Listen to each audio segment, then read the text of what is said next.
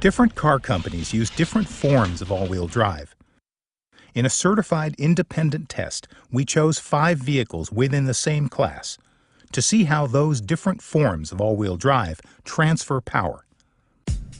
In this specific ramp test, the 2 front roller mechanisms and left rear rollers are freewheeling to simulate slippery road conditions, offering virtually no traction. And by covering the right rear rollers, we leave that as the only source of traction.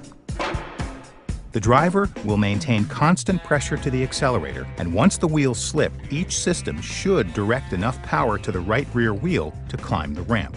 First up, Nissan and its intuitive all-wheel drive system. In the intuitive all-wheel drive system, power is flowing to all wheels, and we can see it trying to shift more power to the right rear wheel,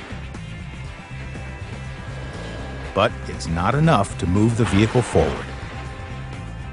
Next up, Honda and its real-time four-wheel drive. Now, this is a front-wheel drive-based all-wheel drive system, where all the power is in the front until it detects slipping. And only then is it transferred to the rear wheels, but there's clearly not enough power to climb.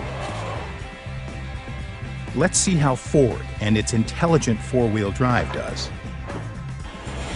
The driver is maintaining constant pressure to the accelerator, but the vehicle appears to surge as it tries unsuccessfully to send power where it's needed most. And did you notice the side-to-side movement? That's called torque steering, and is often due to an asymmetrical drivetrain, where the left and right front axles are different lengths, and the driver has to fight that torque to keep the vehicle in line.